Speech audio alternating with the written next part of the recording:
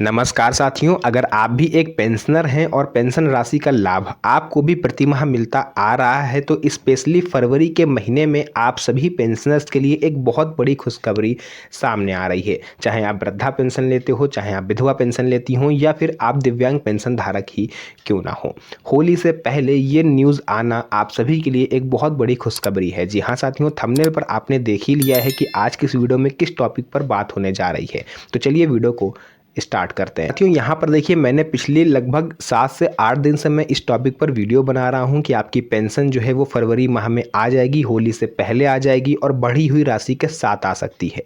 तो बढ़ी हुई राशि का तो नहीं पता, बट सरकार ने आपकी पेंशन भेजना स्टार्ट कर दिया है। बिल्कुल सही सुना आपने साथियों।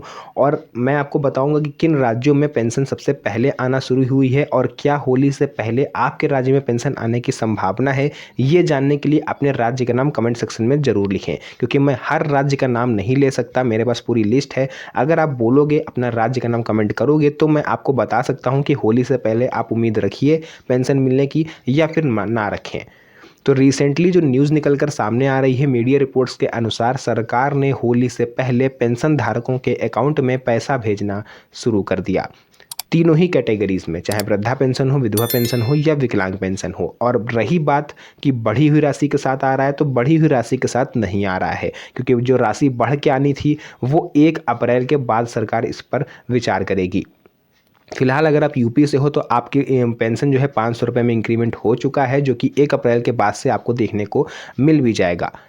बट अगर आप अदर स्टेट से हो, किसी दूसरे राज्य से हो, तो आपकी अगर पिछले 2 महीने, 4 महीने, 6 महीने, 8 महीने से अगर पेंशन रुकी हुई थी, तो वो सरकार ने पिछला पूरा अमाउंट, यानी जितना बकाया था, सब कुछ मिला के एक साथ आपके अकाउंट में ट्रांसफ़र करना शुरू कर दिया है। बिल्कुल सही सुना आपने। अब लेकिन उसके लिए कुछ ऐसे काम हैं जिनका आपको विशेष ध्यान रखना है। अगर आप उन कामों पर ध्यान नहीं दोगे तो पेंशन आना स्टार्ट तो हो गई है, लेकिन वो आपके अकाउंट तक पहुंच नहीं पाएगी। उन कामों पर भी हम लोग चर्चा करेंगे, लेकिन उससे पहले एक जो बुजुर्ग थे पिछली वीडियो में, उन्होंने कमेंट किया था कि सर, मैं उत्तराखंड का रहने वाला हूं और पिछले 3 महीने से मेरी पेंशन नहीं आई है, कौन कौन से ऐसे रीज़न हो सकते हैं। तो मैंने सोचा क्यों ना इस पर एक विस्तार से वीडियो बनाई जाए। मैं आप लोग को बता दूं कि अगर आपकी पिछले महीने की पेंशन रुकी हुई है तो क्या इस महीने भी पेंशन रुक सकती है, क्योंकि भाई पिछले 3 महीनों से पेंशन रुकी हुई है। तो सबकी पेंशन नहीं रुकी पिछले 3 महीने से, केवल कुछ लोगों की रुकी थी।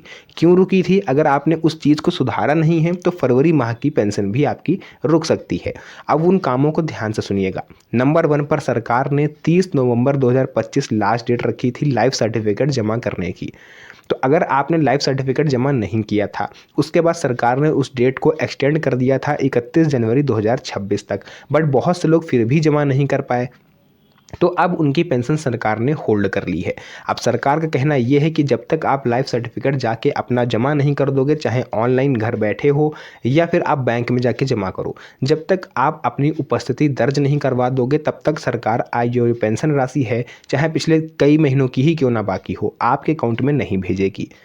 नंबर 2 पर साथियों आ जाता है कि बहुत सारे बुजुर्गों से मैंने पिछली वीडियो में कहा भी था कि आप पैन कार्ड को आधार कार्ड से जल्द लिंक करवाएं, क्योंकि अगर आप ऐसा नहीं करवाओगे तो सरकार पेंशन आपको नहीं भेजेगी।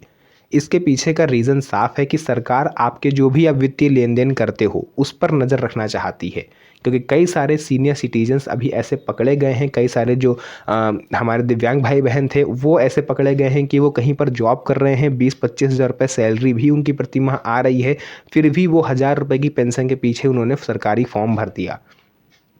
तो ऐसे लोग पकड़े गए हैं और उनको अपात्र मान के सरकार ने उनका नाम भी लिस्ट से हटाया है। तो अगर आपका कहीं से भी अर्निंग सोर्स है, 15,000, 20,000 महीना आपके घर पर आ रहा है, तो सरकार आपको पेंशन नहीं देगी, ये आप मान के चलो। इसीलिए पैन कार्ड को आधार कार्ड से लिंक करवाया जा रहा है, और जो भी पेंशनर्स पैन कार्ड को आधार कार्ड से लिंक नहीं करवाएगा, इट मीन्स क्लियर दिख रहा है कि वो धांधली कर रहा है, पात्र न होते हुए भी पेंशन राशि का लाभ ले रहा है। तो आप जल्द से जल्द पैन कार्ड को आधार कार्ड से लिंक करवाइए। 2 काम हो गए। तीसरे नंबर का जो काम है वो आप सभी को पहले से ही पता है कि डीबीटी आपको इनेबल्ड करवानी है, क्योंकि कई खाते ऐसे हैं जिनके में डीबीटी इनेबल्ड नहीं है, और जो पिछले महीनों में थी वो हो सकता है बंद हो गई हो किसी भी रीज़न से, क्योंकि सरकारी इशू हो सकता है ये। आपको करना क्या है, अपने आधार कार्ड की एक फ़ोटोकॉपी लीजिए, अपने बैंक की पासबुक लीजिए और चले जाइए अपने नज़दीकी बैंक ब्रांच में। वहाँ पर जाके आप उनसे, जो भी आपके सामने अधिकारी कर्मचारी आता है, आप उससे कहोगे कि भैया हमारी डीबीटी इनेबल्ड कर दो। तो पहली बात तो वो आपका चेक करेगा, अगर इनेबल्ड होगा तो कोई बात नहीं, अगर इनेबल्ड नहीं होगा तो 5 से 10 मिनट का समय लगेगा, वो डीबीटी इनेबल्ड कर देगा। डीबीटी मतलब होता है कि डायरेक्ट बेनिफिट ट्रांसफ़र। इसके थ्रू सरकार पैसा जो है वो सीधे आप तक पहुंचाती है, बिना किसी बिचौलिए के, बिना किसी दलाल के। तो ये हो गया 3 काम। और चौथा काम तो सबसे ज़्यादा इम्पॉर्टेंट है, जो कि लगभग आप कह सकते हो कि 45% लोगों ने ये गलतियां करी हैं। अभी क्या है कि रिसेंटली यूपी समेत 12 राज्यों में एसआईआर वेरिफिकेशन का प्रोसेस लगभग ख़त्म होने वाला है। तो ऐसे में कई लोगों ने अपने आधार कार्ड में करेक्शन करवाया, आधार कार्ड में करेक्शन करवाया, वोटर आईडी कार्ड में करेक्शन करवाया। तो वोटर आईडी कार्ड से तो मतलब नहीं है पेंशनर्स को, बट आधार कार्ड में अगर आपने करेक्शन करवाया, अपग्रेडेशन जो भी होता है, अपडेशन आपने करवाया, लेकिन आपने केवाईसी नहीं करवाई बैंक में जा कर के, मतलब बैंक के पास आपका जो है पुराना रिकॉर्ड है जो भी था, और आपने मान लीजिए आपके नाम में मिस्टेक थी, ठीक है, मान लेते हैं फॉर एग्जांपल आपका नाम था राजकुमार यादव, ठीक, आधार कार्ड में लिखा हुआ था राजकुमार, उसी से आपने बैंक में केवाईसी करा रखी थी इतने सालों से। अब आपने एसआईआर के चक्कर में आपने जो आधार कार्ड में करेक्शन करवा लिया, नाम आपने जाके आधार सेंटर पर चेंज करा लिया, राजकुमार यादव करवा लिया, लेकिन बैंक के पास जो आपका डाटा है उसमें तो राजकुमार ही सेव है, और आपने आधार कार्ड में राजकुमार यादव कर लिया है, तो नाम मिसमैच के चक्कर में आपकी पेंशन जो है वो रुक जाएगी। तो इसलिए जो भी आपने आधार कार्ड में करेक्शन करवाया है, चाहे डेट ऑफ बर्थ हो, एड्रेस हो, फ़ोटो हो, कुछ भी चेंज करवाया है, तो जा करके सबसे पहले बैंक में केवाईसी करवाइए, और ये काम जल्द से जल्द करवाइए, क्योंकि फरवरी महीने की पेंशन आना शुरू हो चुकी है। अगर आप ये काम नहीं करवाते हो तो आपकी पेंशन इस माह भी रुक सकती है।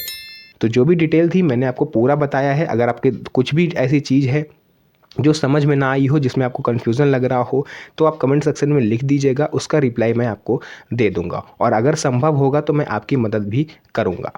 तो जो भी जानकारी थी मैंने आपको बता दिया है। वीडियो को ज़्यादा से ज़्यादा अपने यार दोस्तों और रिश्तेदारों के साथ शेयर करिए, क्योंकि ये एक बहुत बड़ी अपडेट है। बाकी फिर से मिलेंगे आप सभी से एक और नई मज़ेदार वीडियो में, तब तक के लिए धन्यवाद। जय हिंद।